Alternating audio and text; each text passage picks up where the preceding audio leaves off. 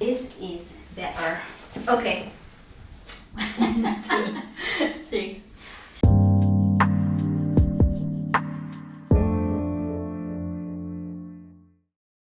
Hi, I'm Alisa, Hi, I'm Marge. and welcome to the MediterrAsian Podcast. Again, we are here. Yes, episode 6, and today we'll be talking about two different topics that are kind of intertwined somehow.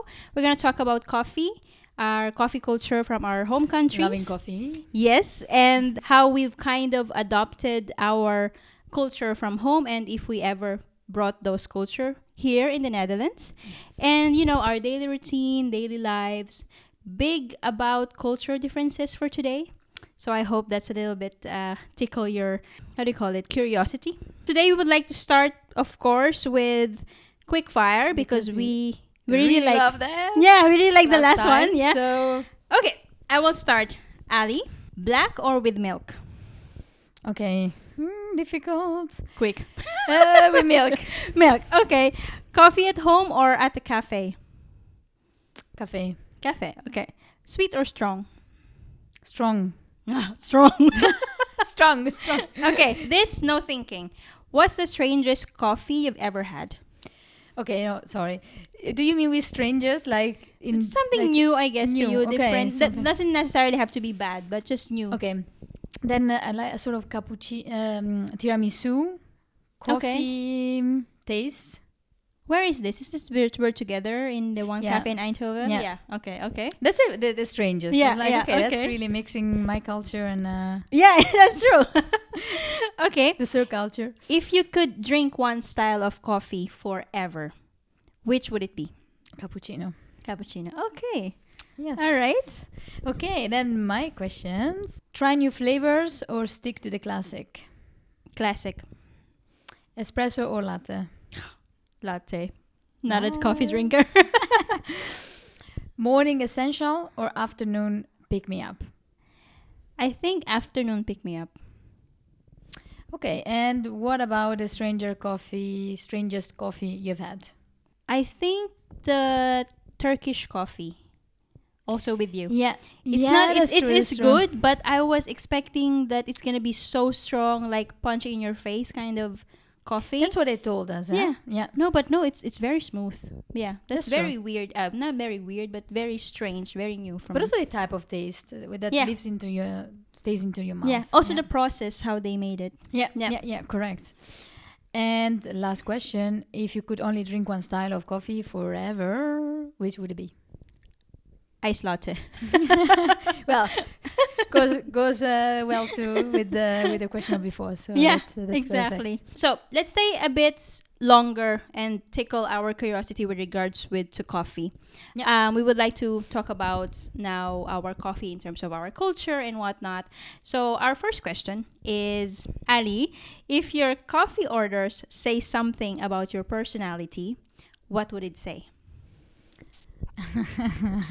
I think that if I think of my coffee orders, Mm-hmm. I think I'm a comfortable one, but Okay. I know when to spice it up. Okay. So she's able to spice it up. Okay. And On what based on if you occasion. translate it to a drink, for example? A pumpkin spice latte. Oh, okay. Okay. Very because, season. because Okay. it's fall season, then it's Okay, like, okay, okay. she knows when to spice it up. Okay, but And do you that's- like pumpkin spice though? Yeah, Okay. I love Yeah. it. I love it. Yeah. Yeah. Because I heard that it's either you like it or you Or hate hate it. it, yeah. Yeah. And do you like it? I don't. That's that's we why go we're well friends, together, yeah. right? Yes, we complement Yeah. each other. No, I don't Exactly. like it. No. That's a bit Okay. thought about it when I Okay, saw but this it's question. indeed something comforting, especially right now at this season. Yeah. Okay. Yeah, Okay. exactly. Yeah, and people are always excited for it. Yeah. Right? Of course. Yeah. I think it starts already in August when you start seeing things in the Yeah. shops and Something it's, is orange, something is yes, pumpkin. There's one leaf on the Yeah. on the ground, Yeah. and then it's, Ooh, it's pumpkin here. spice is Yeah. coming. Yeah, exactly. And then what about you, Marsh? What does your order say about you? I think if I would translate it to an order or to a drink, it's a cappuccino. I think it's because it has a thick layer of foam. Yeah. And then you get the taste of coffee at the bottom. If I reflect on myself, people always tell me that I'm such a happy person. I'm always I don't have any problems. I'm very easygoing. And I think that's the thick layer of The it. thick layer, yeah. And then when people get to know me deeper, when they get to the strong coffee part, they know that I'm not. It's like, yeah, you need to go through that first. I need. Sometimes it even burns you, right? Yeah. It's like, ooh, this is too much for me. Yeah. But I think that, and I think some people that are really get to know me, they're like, oh, this is not the Marge that I knew from the foam part. So I think it's more of like that. And it's very, very nice to have though that kind of thick foam of face or layer or whatever you call it. Two-faced Marge, I guess. But it's true that also you can be very deep, right? Yeah. Like if people just take the time to know you better and to know you. I think that's also if you put it in a nicer way. If you want me to talk about something easygoing and always very happy, I'm there for you. Yeah. If you want something deeper, let's talk about our existential crisis. I'm also there for you. So you can also do that. Yeah, exactly. I think that would be a great way to describe that. Yeah. How does coffee play a role in your daily routine? To be honest, I was looking at this question and I was thinking, it's very hard for me to answer that because I am really not the type of person that needs coffee to start their day or to function or whatnot. I would like to have a coffee when it's offered or when a friend asks, hey, do you want to grab a coffee or whatever? Gladly do so. But as a part of my routine, not necessarily. I mean, for a big amount of years of my life, I always worked with coffee. So I think that's also one of the things as to why I don't necessarily have the need to put it in my daily routine because it's just already part automatic there. Yeah, exactly. So now it's just like, I don't know. It's not really part of my daily routine. And I can only assume for you as an Italian, it is, or how was it for you? I think, you always start your day with a coffee. But I have to say that I do start my day with a coffee, not at home. So that's something that I changed. At work? Compared to what I was doing back in Italy. Mm-hmm. So back in Italy was always breakfast at home before going to school. And the more you grow up, the more these habits change. Wait. At what age does Italian drink coffee?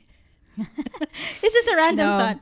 Well, later. It's not when you are a kid or something like that. No. I think I started drinking more coffee when I was 17, 18, 16 maybe. Okay.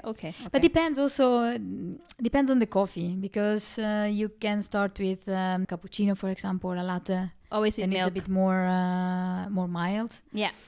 And then if you need espressos or something stronger, then you just don't need it when you are a kid. No, you don't have much stress. You don't need much. I don't know. Sometimes from school exams, but no, I've never been that type of person that puts on a cafetiera with coffee. What's cafetiera?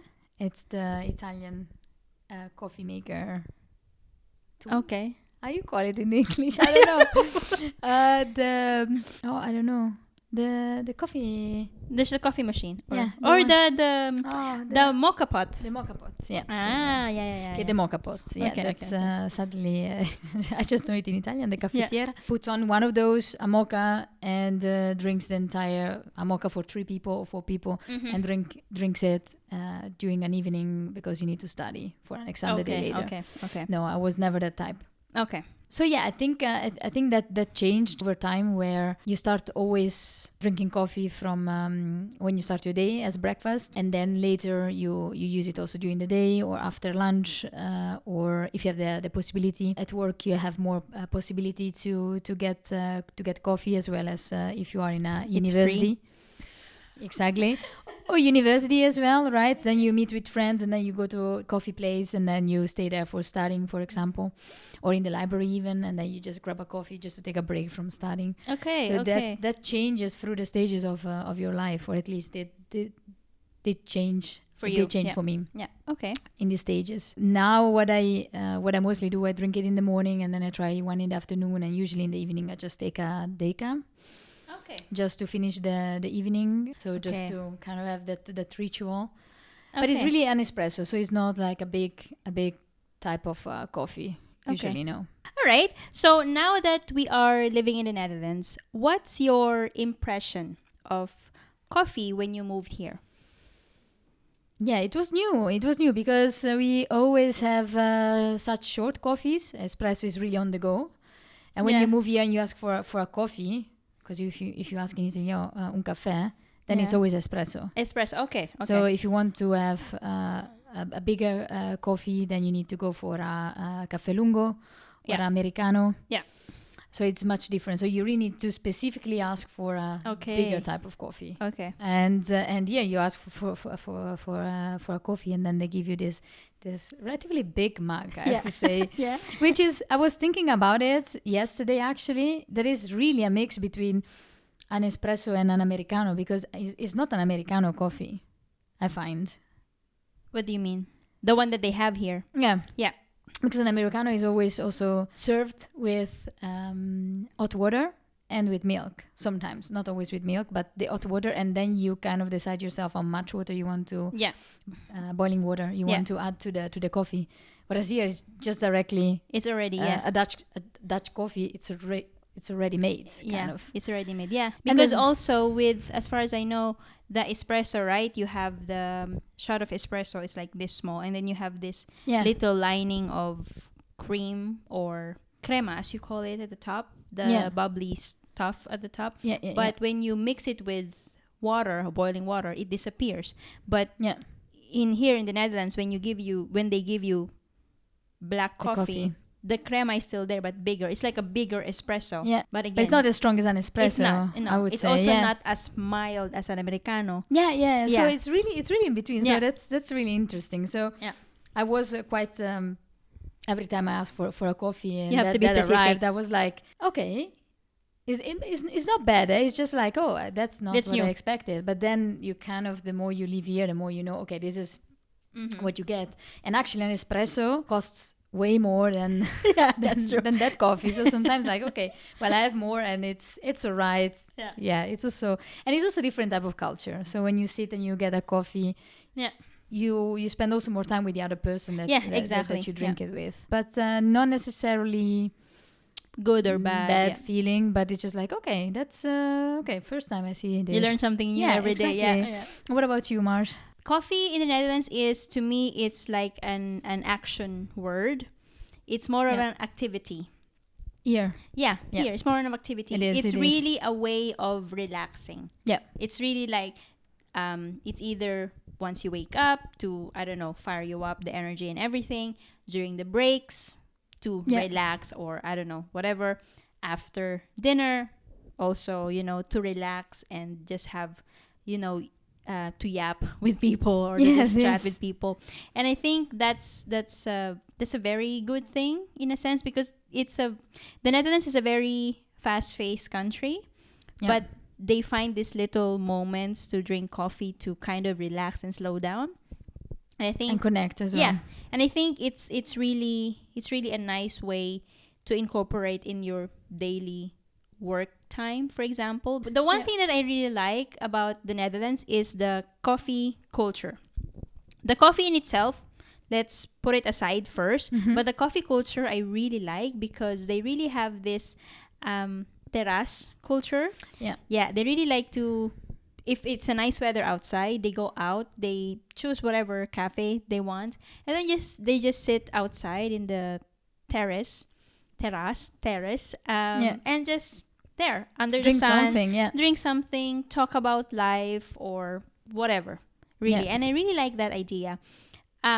But when we are talking about the coffee in itself, this is gonna sound controversial. It's just all the same to me. Yeah.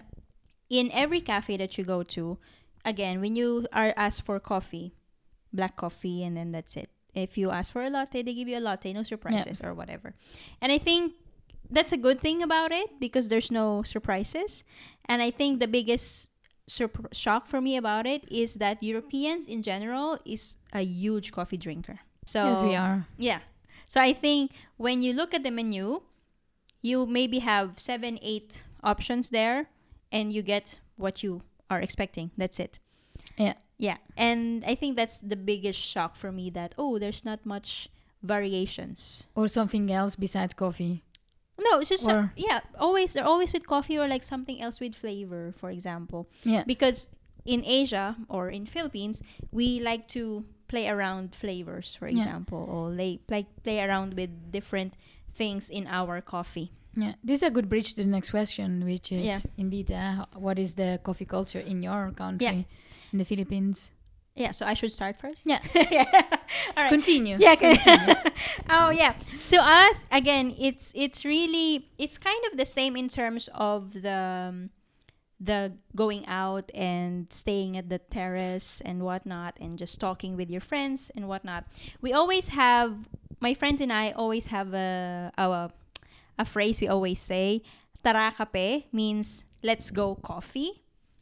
We always Nice. say that all the time. We don't need any context or whatever. I just text you, tara kape. Saan means where. Then we go there. And We there you meet go, there, and yeah. then that's it. And I think in the Philippines, it's really not much about the coffee. It's really about the cafe.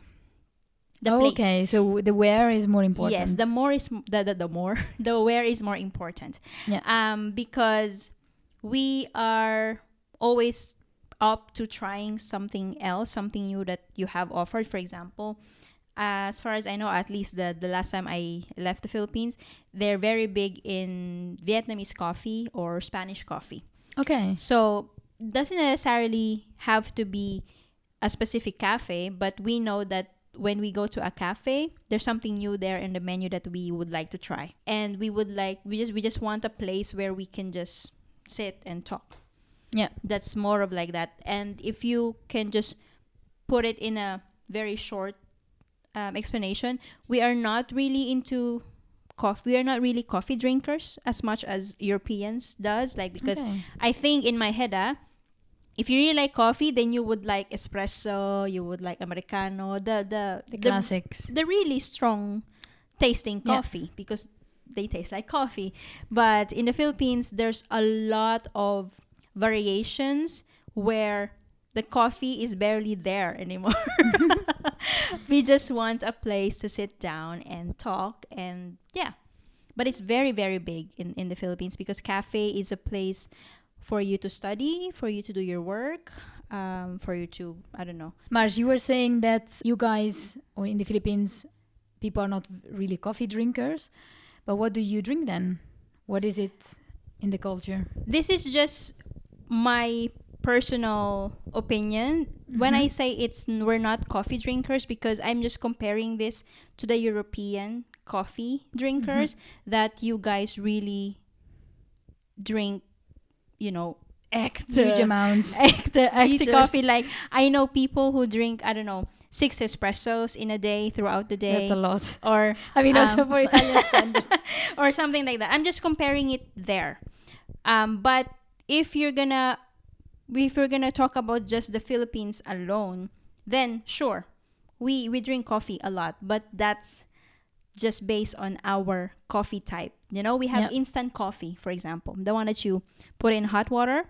Yep. That we drink a lot. I myself like that a lot, especially before, when I used to work night shifts. Those are the coffee that help me survive the Yeah. night and whatnot. Easy to make. Yeah. So Ready yeah. to go. Yeah, kind of, exactly. So we do drink a lot of iced coffee. For example, iced latte with a syrup in it, vanilla, caramel, white mocha, whatsoever. We drink a lot of cold brew. I think it's just more of a lot of variation. I just said that we're not coffee drinkers in comparison to Europeans. But yeah. And it's the going back to the cafe culture in the Philippines. It's very big in the Philippines right now, given the fact that I even have people my age have 2 friends who owns coffee shops, and at some That's point amazing. Yeah. at some point I myself even thought or almost opened one myself, but at that time I had to choose between business over there or the life that's waiting here for me in the Yeah. Netherlands. So yeah, Guess I'm what here. she chose? So yeah. Exactly. Yeah. But yeah, Yeah. I can talk about this all throughout. But what about you? I think it's much more bigger, also different, the coffee culture in Italy. Yeah. I think that in Italy, from my perspective or what I experience every time I go back to Italy, is that in Italy the coffee culture is very classic. So we are still at having coffee or an espresso in the morning.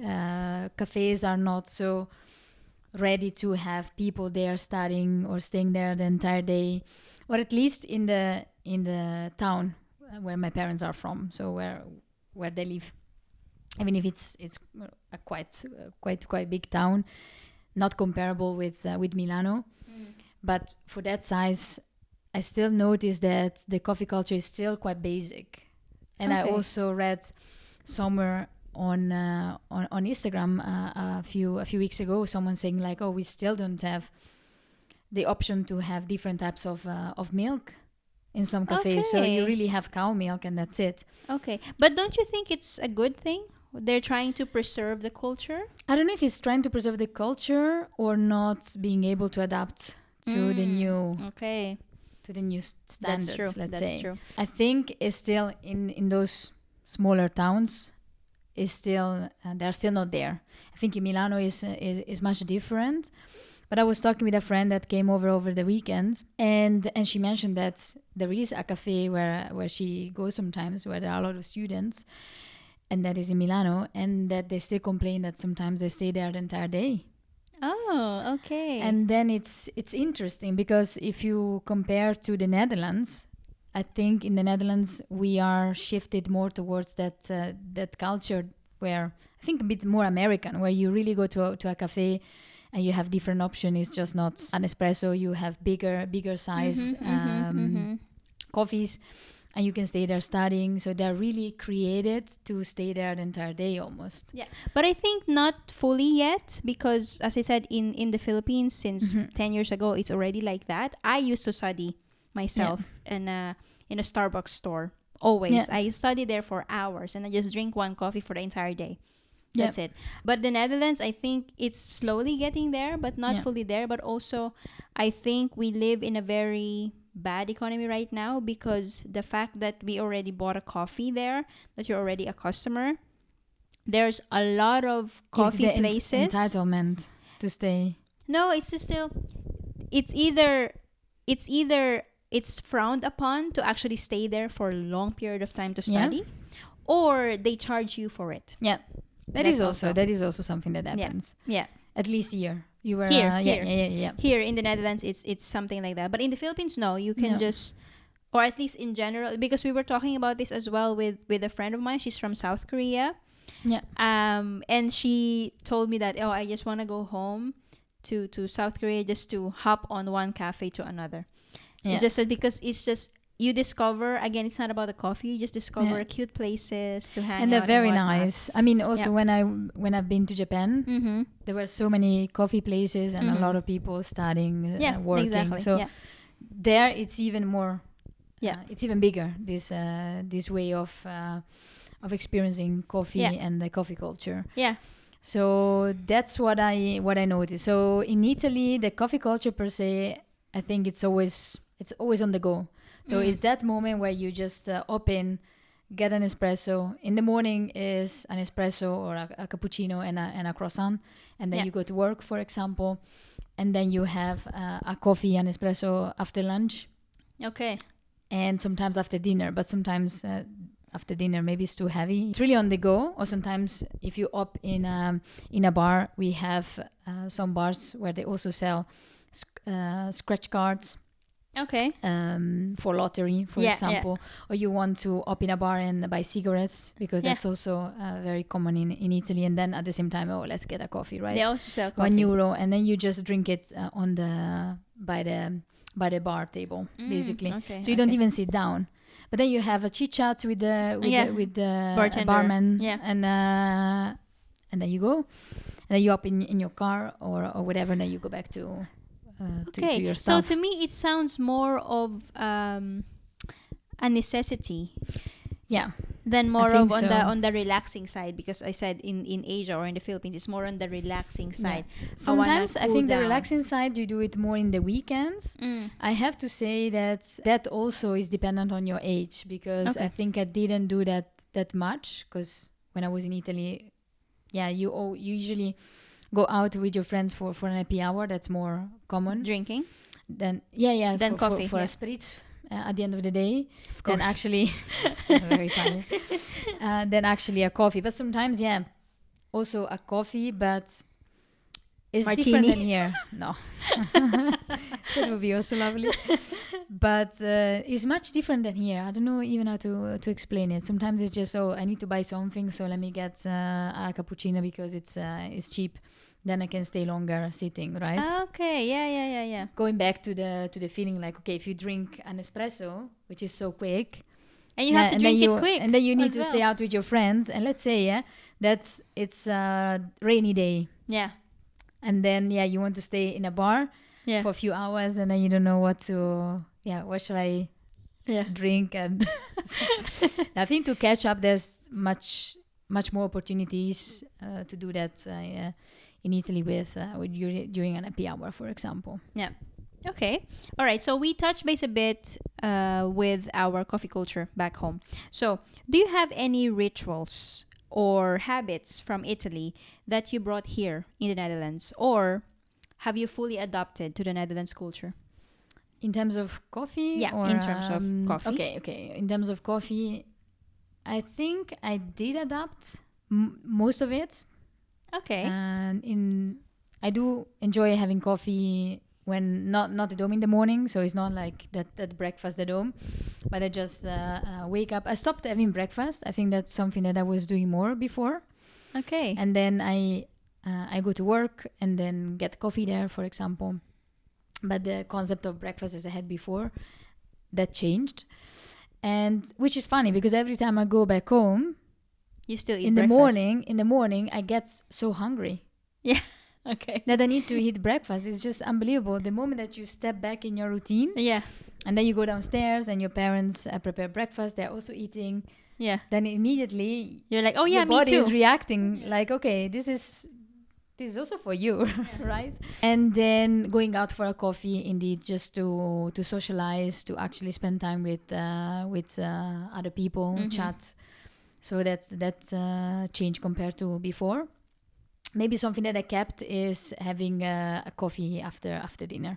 Okay. So a deca nowadays, because it's you just want to avoid not sleeping.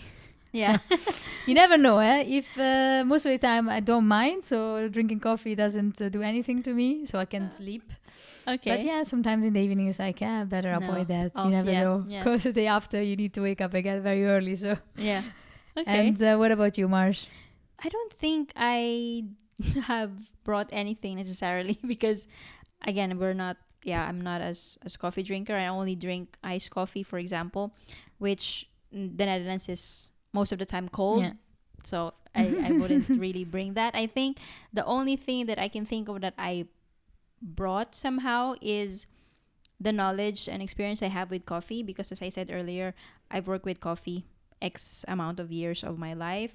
So I guess that, and I like to drink my coffee at home or make my coffee at home now, because again, rather than going to a cafe, because they're kind of all the same to me. So I go to a cafe now. I really like the cafe culture or terrace culture in the Netherlands, so I do that. But instead of ordering coffee, I like to order something that I know I can't make at home. Yep. For example, beer. Or like afternoon beer, you have flavored beers or whatnot. So those I order. But yeah, it's not really a need or necessity for me to have a coffee or to bring anything. I don't know. Yeah. Does the price also do something when you go out? I think on the choice that you definitely make? Because I do have a coffee machine at home, and I know how to make coffee. I know how to make cappuccino, latte, and you know how much whatnot, it costs. and I know how much it costs. So when you look at the menu, you're like, the cappuccino and the beer has the same price. What shall I pick? Which the other one I can make from home. Of course, like Yeah. it's a very easy decision in Yeah. that sense. But yeah, I have to say that sometimes indeed the price makes yeah, a difference yeah. I think in the choice still. a lot of time. The other day I was with this friend and we thought, oh, let's grab something quick. And we didn't necessarily want something big like a regular coffee or an Americano. We thought, oh, shall we split one? And then, we both have a bit. But then we decided, okay, let's get 2 espresso to go. That was really, really, really small coffee. But when it was moment to pay, then it was like €6.80. Yeah. 2 espresso. She looked at me and she was also a bit shocked. I was like, I know. It was €3.40. 1 espresso. Yeah. That's unbelievable. Yeah. And then when you see that price, and then for a regular Americano or a coffee was €3.60. Yeah, that you can then share. it's also, then I'd rather have an Americano, right? For the same price. Again, if you're even Whereas in Italy, when I was going out, you just get what you like because the prices are quite similar. And here it's the price does make a difference. Yeah. Yeah. As we're talking about these little differences about coffee, I would like to shift it a bit into more of a cultural differences. And again, maybe a little bit controversial, if that's okay. Okay, the coffee was just, to warm things up.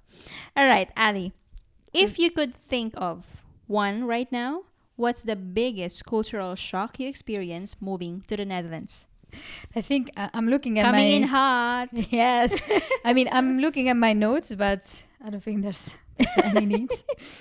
But I think 2 things that are very, very high on the list. Not that I have a big list, but the biggest things are the directness of people and their independence. Okay. But the directness is something that one way or another you need to adapt to. Yeah. It's not negative per se, but it really depends on the situation. So it is something that I really appreciate, but it doesn't mean that it's easy to adapt to. In the beginning, and they have different type of directness, don't get me wrong. So it could be the directness, for example, if you are carrying out an assignment at university or from your colleagues, from your study mates, or from actual colleague at work, for example, in the beginning. Or it could be someone, friends or people that are in your network, and it can span from actually really like a task, from just, okay, I give you a gift, and if you don't like it, I can get it back. Yeah. And sometimes you're like, okay, that's a bit, you don't know what to answer to those things. It's not always easy to digest, depending on what is the tone that the person that tells you these things, or what kind of relationship you have with the person as well. Yeah, so it's a combination. So there have been times where, I don't know, you go home or you walk away and then you cry, because sometimes it's like, oh my gosh, you take it personal, because it's hard not you're not used to, and then you think about it and it's like, okay, and then people tell you, no, but don't take it personal, it's like that. But in that moment it feels really like an attack or something.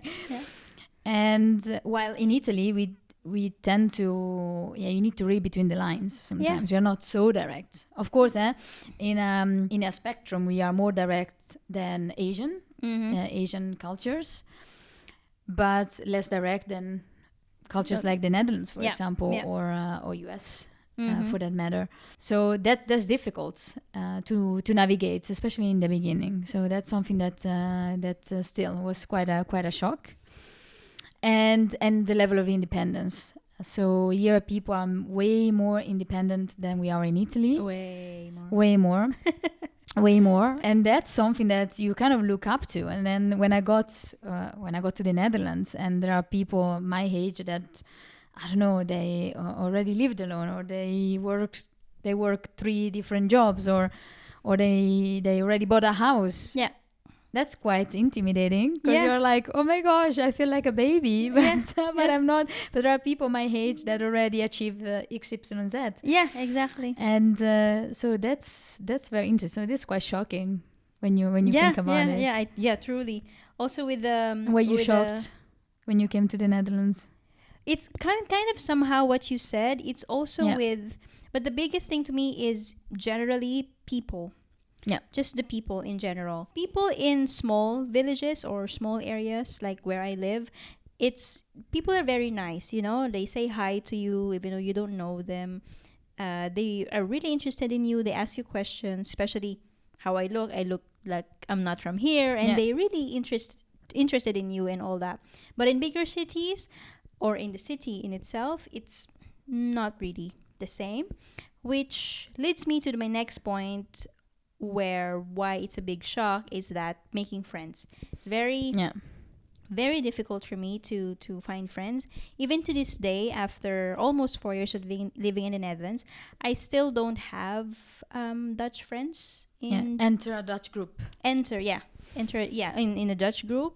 I do have friends like you, also from different countries. Yeah. I guess because it's also same kind of common denominator that we're all from different places. People in general, just to give you an overview how friendship would look like, for example, in the Philippines. This is based on my experience. I was in a store one time here in the Netherlands. I was just talking to my mom over a video call in my native language, in Tagalog. Mm-hmm. And then just someone interrupted the phone call and just stopped me and hold me in my shoulder and said like, "Are you Filipina?" And I said, "Yes." "Oh my God!" And then up until to this day, we're friends. She's Japanese. So simple. So Yeah. simple. 2 seconds. Or in the airport, you just look at someone and you're like, "She looks like me." And then you're like, "Are you Filipina?" "Yes." 2 minutes after, we're exchanging numbers. Something like that. Yeah. But in the Netherlands, it's quite more difficult coming to your point, which is much more independent. They're very individualistic that Yeah. I take care of myself and then I will take care of you afterwards. But me first, for example. Mm-hmm. Maybe it's not necessarily bad or anything, but it's really they could be very protective of their privacy, could be very protective of their boundaries, you Time. know, or their time, because it's a very fast-paced country, so they really want every minute of it, you know, of course, to themselves or to the people or to the things that they really care about. So yeah, it's I think that's the biggest shock for me in general in people, because don't get me wrong, Filipino culture like that they just randomly talk to you and all that, they both have disadvantages and advantages. Just top of my mind, I can think, you know, we don't really have boundaries as such. All my friends know what's going on with me. We're really like an open book, which could lead to maybe, you know, you always have to consider other people in making decisions and whatnot. While on the other hand, in the Netherlands culture or in the Dutch culture, they are more focused on themselves, that I can do whatever I want because I don't have to consider other people and whatnot. So I think that's the biggest shock for me, coming from the other end of the extreme, coming to this is kind of like, ooh, how can I juggle this? It's different. Yeah, it's very, very different. Yeah. And sometimes also you need to navigate, how do I feel about this, right? Yeah. Because it's not immediately, oh, okay, I get it.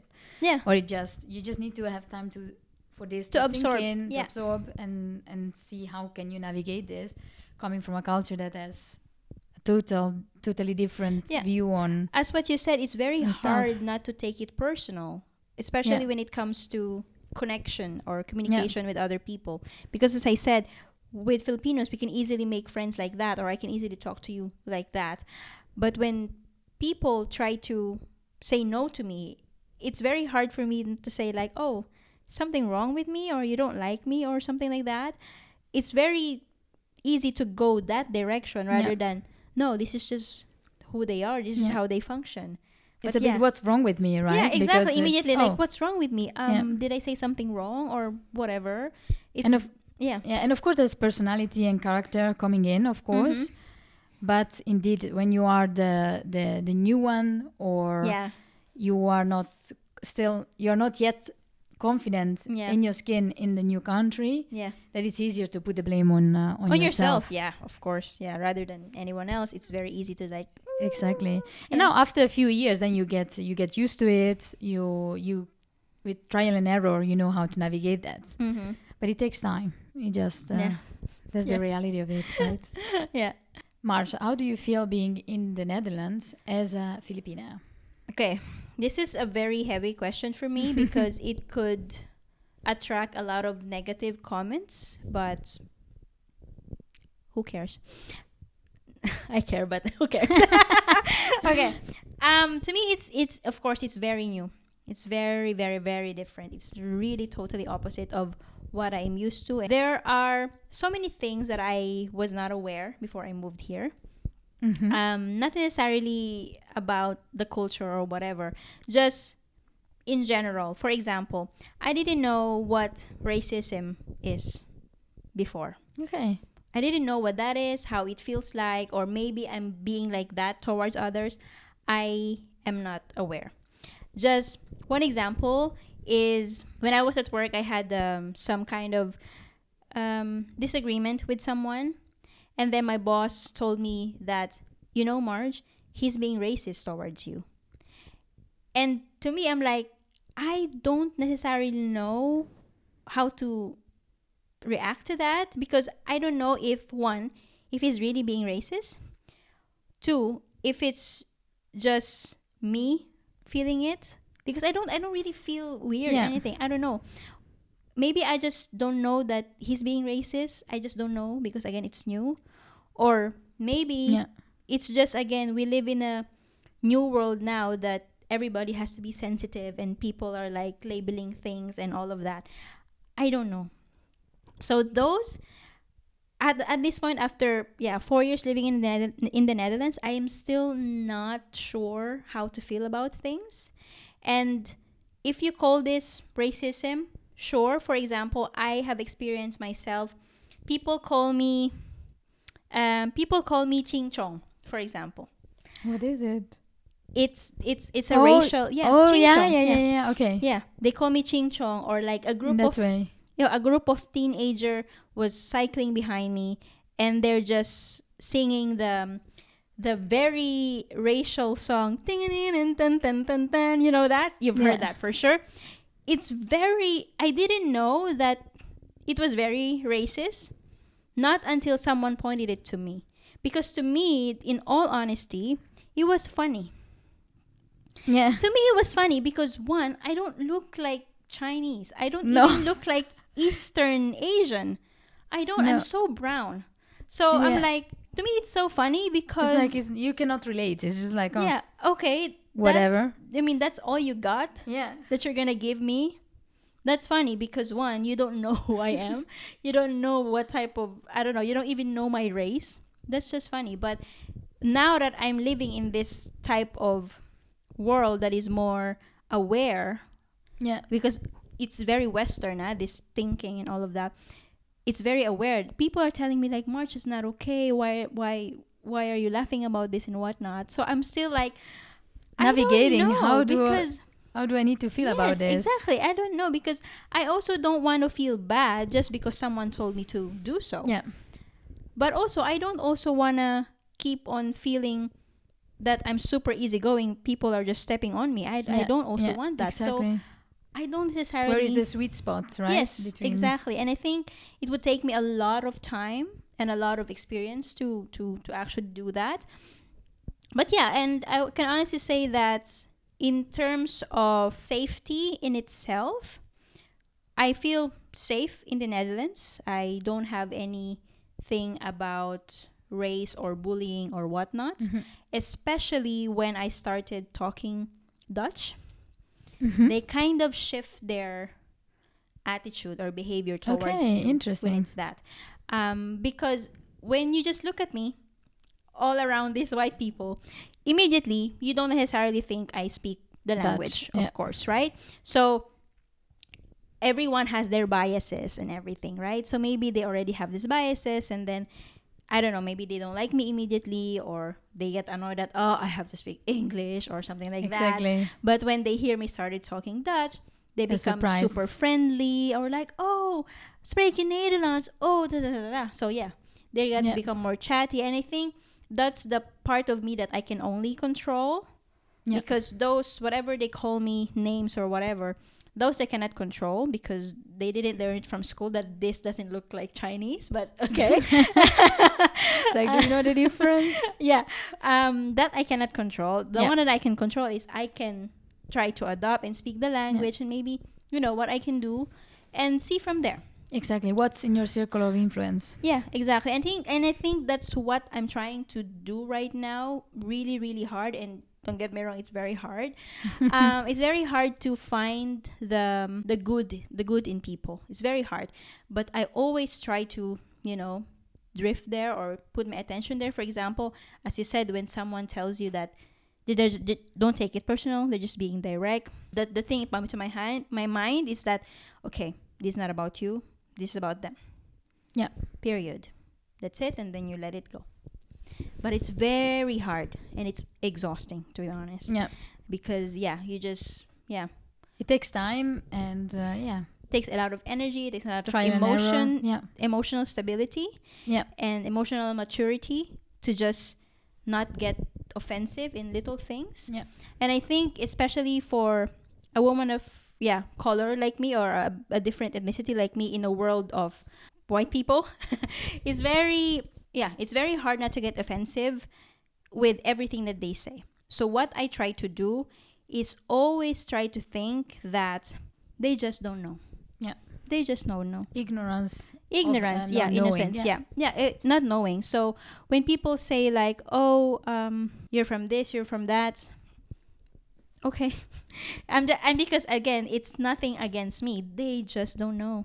Maybe they have never traveled. They don't have any friends. They don't have internet. They don't have internet. In 2025 can be. So to sum it up, basically, the feelings that I have with the Netherlands is still a bit of mix, and it's still ongoing discovery.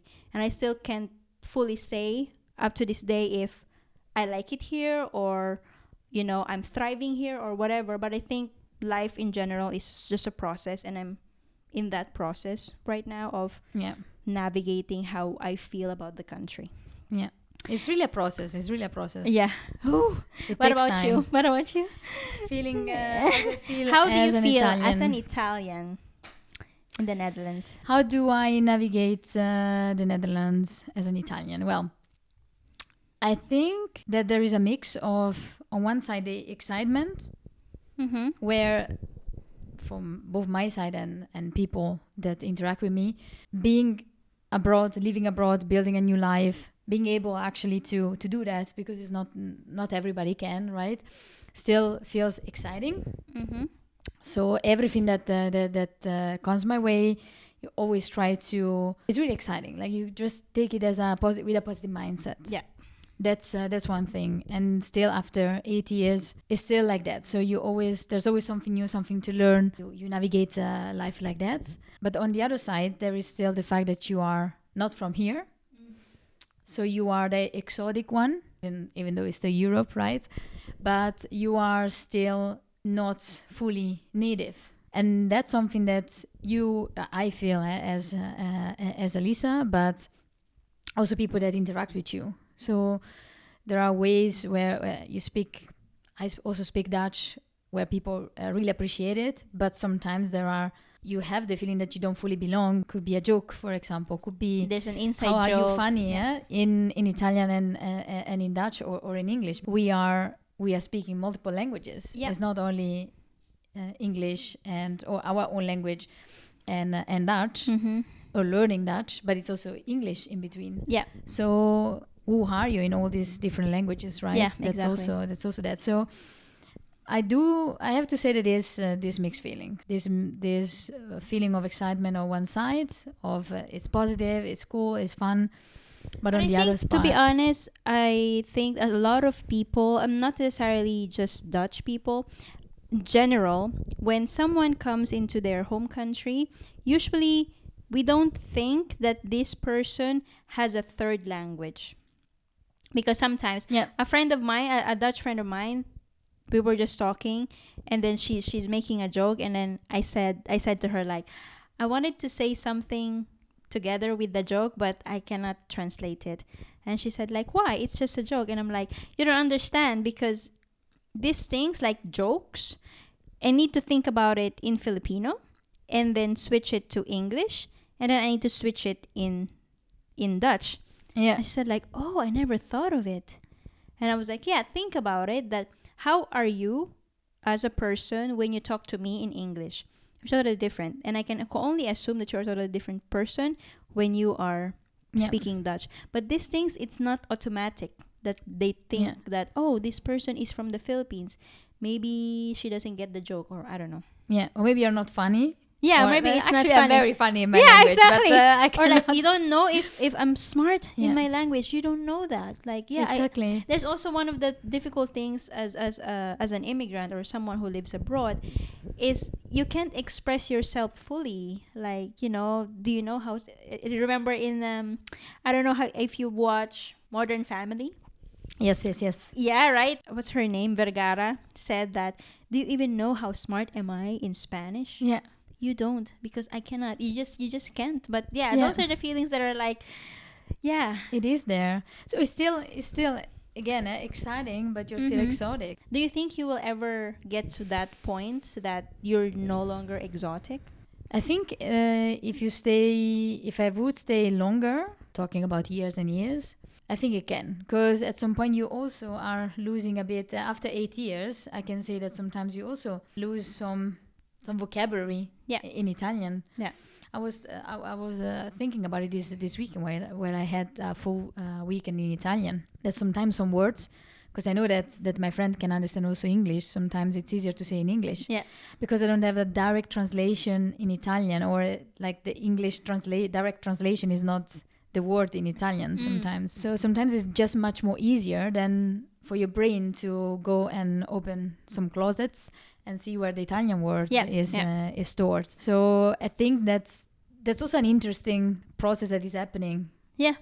Inside of me, and I don't know, I guess also inside of you. That sometimes it's just easier to use English. It's also scary, I have to say, because that's also losing a part of who you are. That's but that's really that's a different. That's very very deep. But no, I think that the longer you stay in a place, the more this is your everyday life. Yeah. So then you also start learning a way of saying or jokes, for example, and it becomes easier. And then you also share more things with people around you. Yeah. And then you can also make jokes about that, right? Yeah.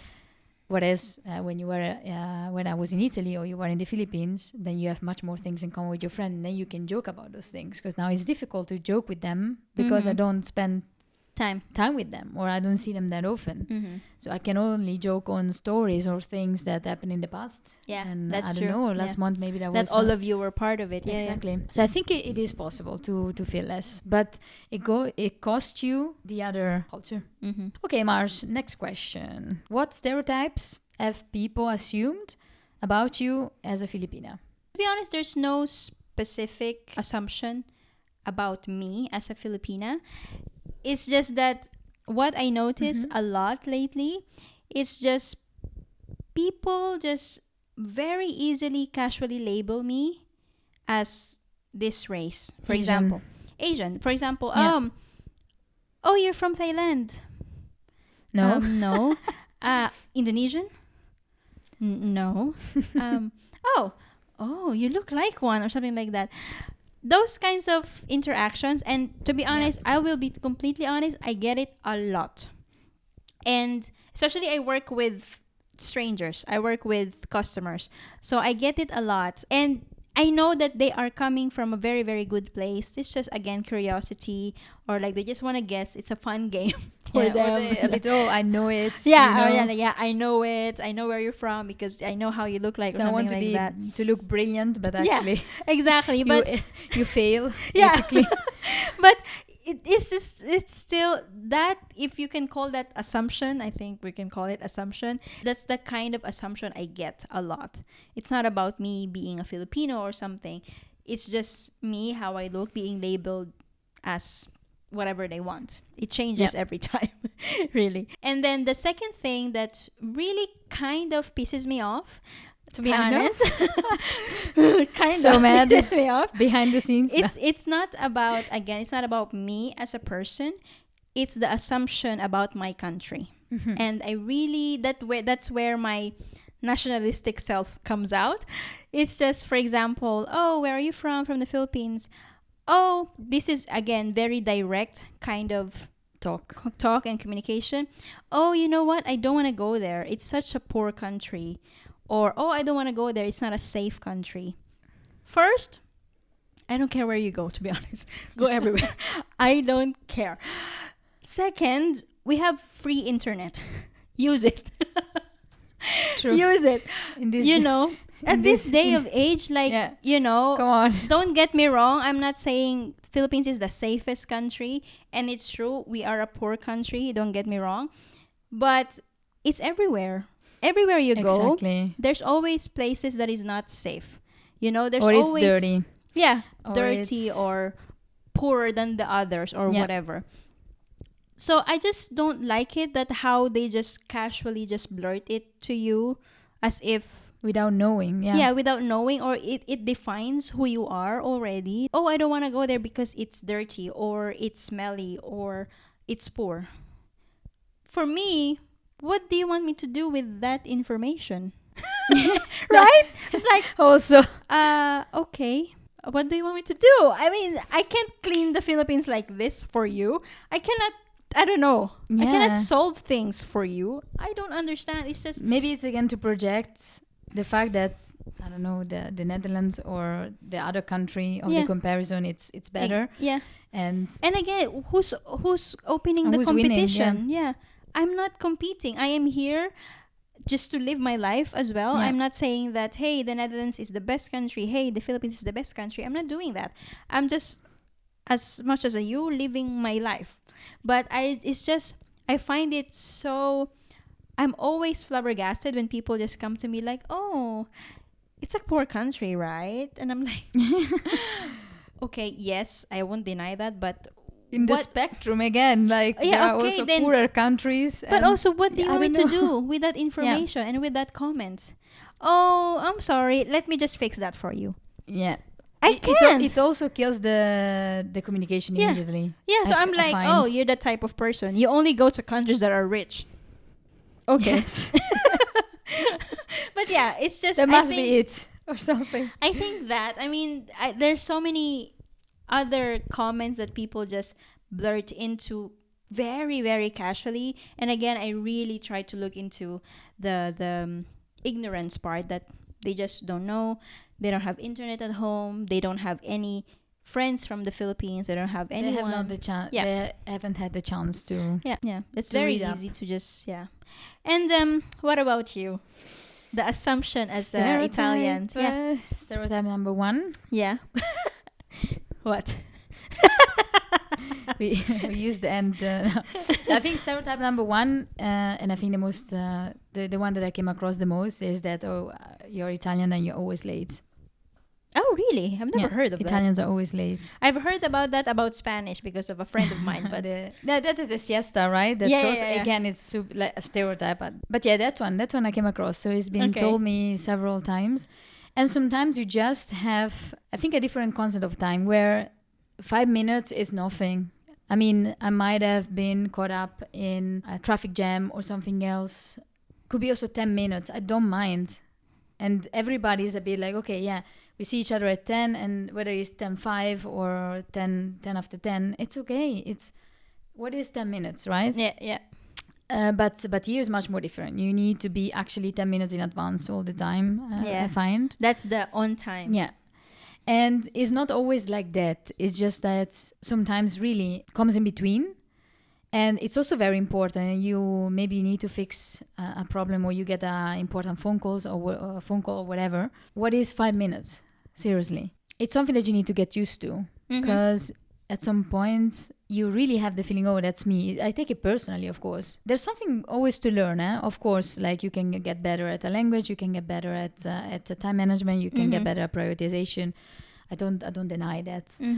But there are some times that it hurts because you didn't do it with Intention. with bad intention. Yeah. And being highlighted all the time, it really feels like, is it so bad?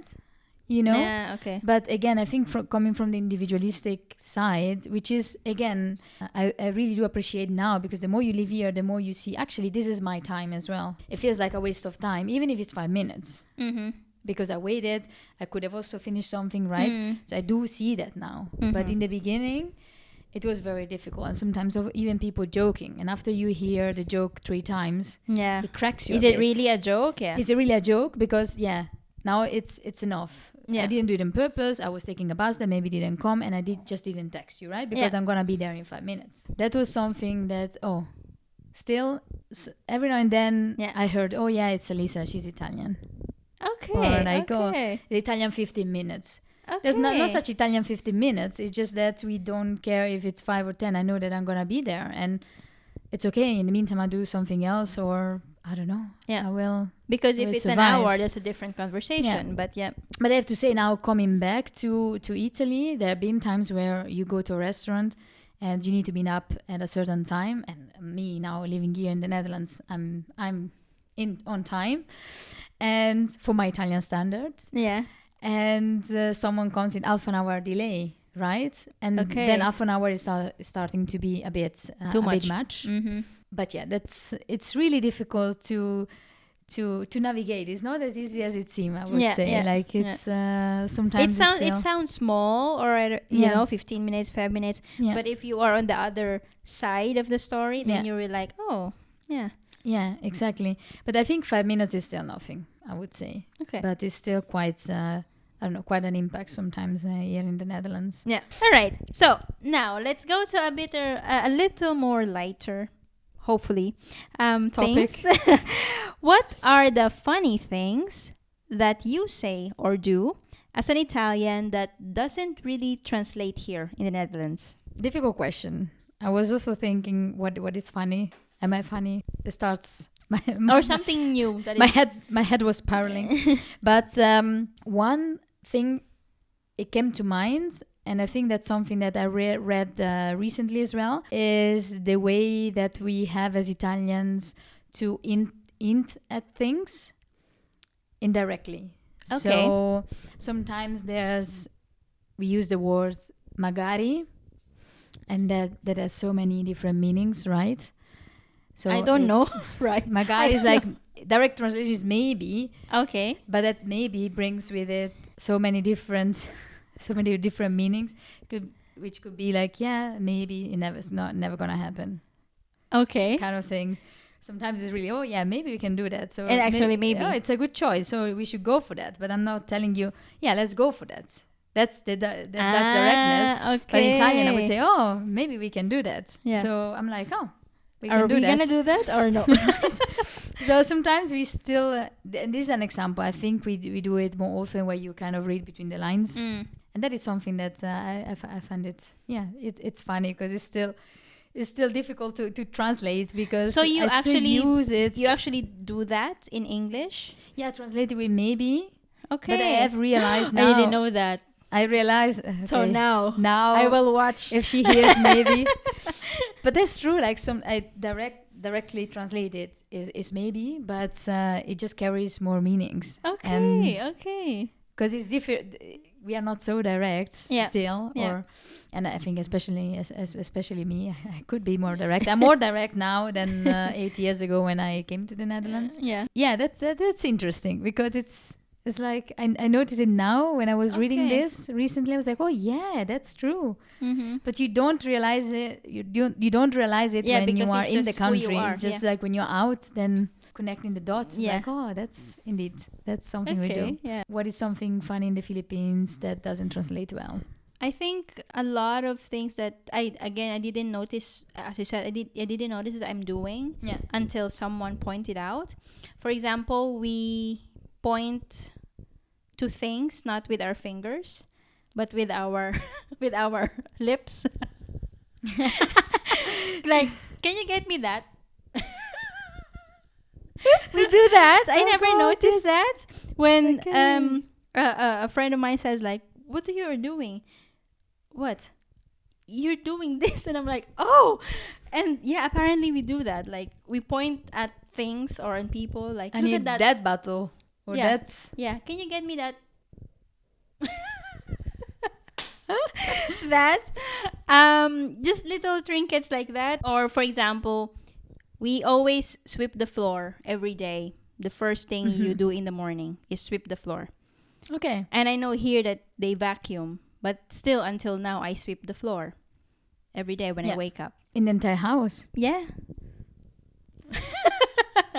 That's nice. Yeah. And then Wanna come to my place too? and I think the last thing that I can think of is like we like to pick up things with our toes. Okay. Well, I can't show right now because I'm wearing shoes, Shoes? but we like to, for example, I don't know, something fell, I don't know, a piece of cloth, and then you pick it up with your toes. But that's very common. Like, it's not, because sometimes, yeah, who doesn't do that? I mean, not always, okay. But sometimes it's easy. It's like, oh yeah, can you Yeah. get me that? And then sometimes like, oh, if you're on the sofa and you don't want to move. No, yeah, you do that. Like, for example, you're in a shower and then a towel comes off. You don't do that. No, okay, I do that. Yeah. But we do Okay. it with our You do feet. everything. I Okay, think that's we much do more. it more often than usual. I think here you do it when you want to be silly a bit more. Ah, Like, oh, yeah. Or, Or you want to be lazy. Yeah, yeah. And then it's like, and then at some point you just end up, it's like, never mind, I'm gonna do it myself, right? No, but I think it's just, to us, it's automatic. Okay, It's just more automatic. I think that. interesting. But now you're gonna notice. No, but also the inting. I did. I You don't never think you had the did hint, it yeah. that often, but maybe you just don't hint at things with me. It's No, like, because we're always together. There's nothing that I can point. yeah. Yeah, I think. I don't know. Anyway, let's move on with our daily habits and daily routine in the Netherlands. So, Ali, what are the daily habits that you brought from Italy? I have to say that one thing that I brought from Italy is entering the house and just changing clothes. I cannot Okay. stay with the clothes that I go out with Yeah. to stay at home. So at home I want to be chill, you know? Yeah. And also changing my shoes, slippers, exactly. So that's something that was always a bit of a rule at home or in Italian household, and I couldn't let go.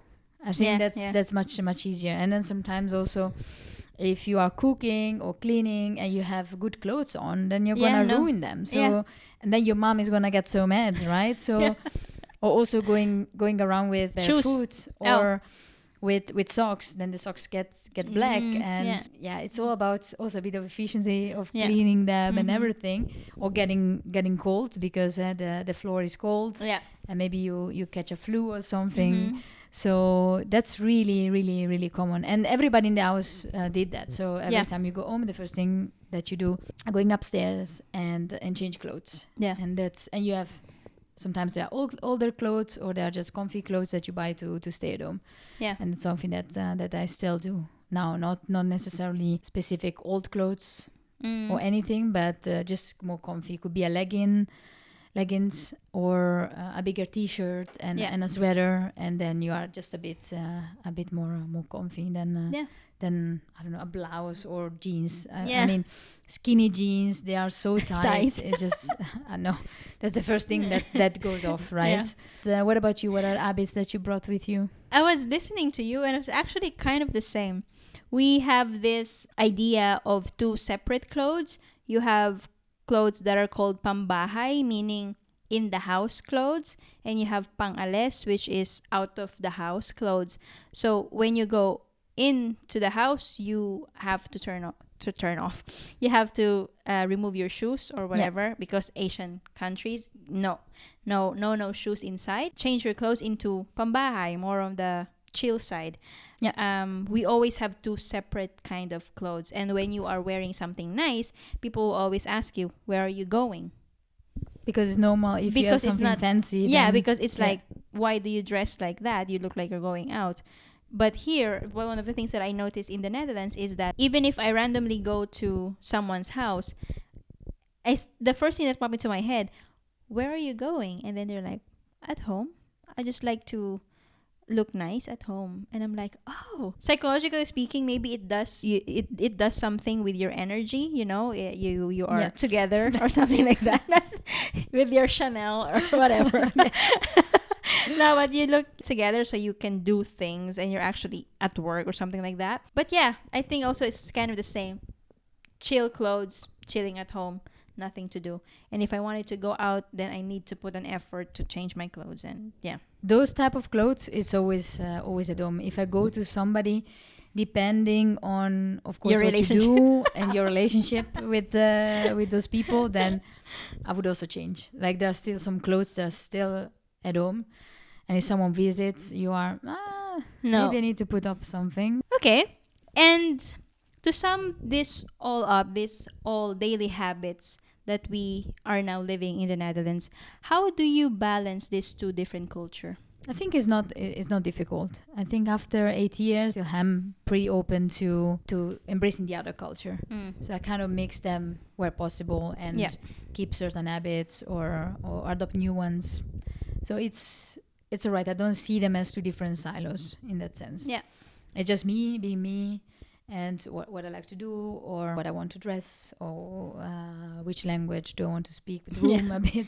Yeah. So I just switch codes quite frequently and easily after 8 years, and switching codes in terms of either language or habits. Yeah. That doesn't matter, but I think it's okay. I did find my balance with that. And you, are you struggling with that, or you also are embracing after 4 years in the Netherlands? I think kind of the same with you. It's still, I take it as if it's such a good thing that I do have two cultures, because I think a good thing about being internationals is that we get to pick who What we we are, like. what we like, and what we want to adopt, and what we don't like. You and can all make the of that. best of both Both worlds. worlds, Yeah. exactly. So I think, yeah, as easy as that. Okay, then we are almost at the end of this episode. Last question for Mars. What's something from your culture you wish other people from different parts of the world would understand or maybe adopt? I think one of the things that I am most proud of about our culture in the Philippines and us Filipinos is the resilience of the people. Everywhere you put a Filipino, they will for sure find a way to be strong and be happy about things. No matter how difficult it is, how poor the country is, what people say, there's always this strong mindset. And for some reason, Filipinos always find the positive in things. And to be honest, I myself would like to embrace that more, because now that I've been living in a more Western kind of thinking, I don't want to lose that part. That because this kind of culture now that I'm living in, it's more aware. So it means like you see everything. You see all the problems, huh? Don't get me wrong. But I still don't want to let go of that attitude of being resilient and just pushing through, that it's fine, you'll get through it, and finding always the silver lining. And I think that's one of the things that I would like other people or other culture to see, is that how resilient and happy Filipinos are, no matter what situation they are in. Yeah, and that's important. That's so good. Yeah. Almost magical, I would say, because because I don't know where it's coming from. Because again, it's a very Filipinos have gone through a lot of difficulties as a country and as an individual, but yet they still find a way to just be happy and just be jolly, be friendly to you, and all of that. Yeah. And I think that's one thing that is I would like other people to see more. Yeah. And I think in general, life is not always flowers and unicorns and rainbows, right? Yeah. So I think that's a good quality to have. Yeah. Definitely. What about you? It is a mixture. So when I looked at this question, the first thing that came to mind is spontaneity. In Italy, we are much more spontaneous, I find, than here in the Netherlands. And that's so nice, just to sometimes pop by or send a message, hey, are you free, grab a coffee, kind of thing. And it's so powerful, because sometimes when you pop a message to a friend or to somebody else to us to meet them, for example, sometimes it's just because you have that need in that moment. This is much more important or powerful in that moment than scheduling something in 2 weeks, for example. Yeah. Okay. Being spontaneous, it's something simple, doesn't cost much, and it's very powerful, I find. A second one, and that's also something recent that I also read actually in one of your posts, Marge, and made me think, is the sense of community and family that we have. Of course, being a less individualistic society than the Netherlands, that is something that I still bring very much with me, and sometimes it's still a struggle when you don't find that here or not in every kind of situation. And that post that you share, it made me think on the fact that in Italy, the sense of community, helping each other, is much more common, widespread than here. So sometimes just helping for the sake of, for the sake of helping. Of helping, exactly, and not necessarily, I gave up something. Sometimes just like, I have free time, then why not coming over and help? I don't have to, like, the feeling of not necessarily putting yourself always first. Yeah. Which again, we touched upon earlier, that as pro and cons, of course, because it's also very important sometimes to set boundaries and put yourself first. But in certain occasions, that's also something very powerful. Just to get the help, feeling the community, feeling that you have a bond with certain people, feeling part of a group. Yeah. And we are eventually social beings. Yeah. So that's also very important to feel that you belong, right? Yeah. So that's something that I would like to other parts of the world, to take over. Yeah, hopefully. Okay. Exactly. Ooh, that's a bit roller coaster kind of feeling. Episode we started as from well. Coffee, funny, culture, but okay. We went all over the place. Yeah, we went all over the place, which is a good thing. That's what we like, right? Yes. All right. So before we actually close this episode, we wanted to do another quick fire, but it's more on Dutch things that are favorites. All right. So who goes first? Okay, I go first. Okay. Marsh.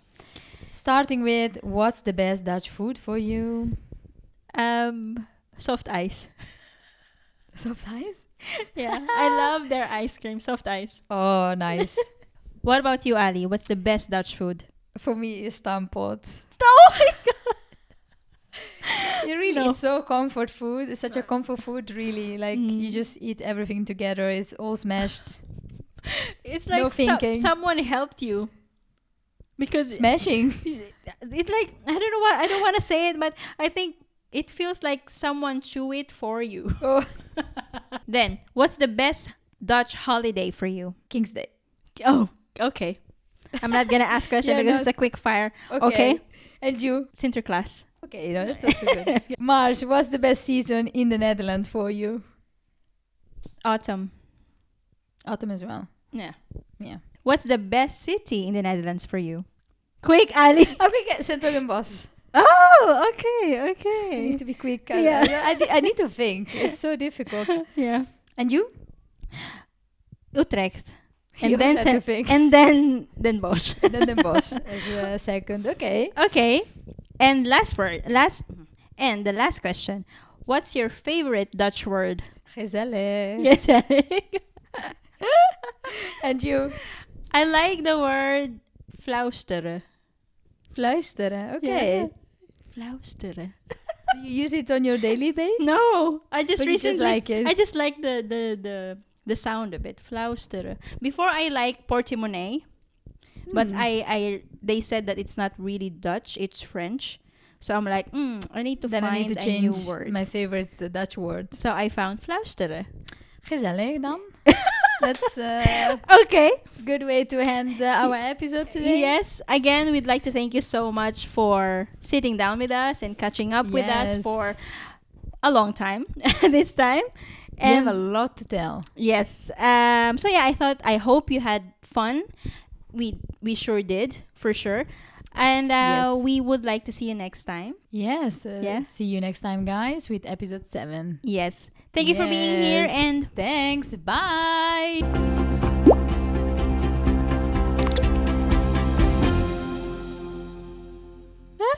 I don't know. Wait. None? No, I think. Okay, never mind. It's a quick fire.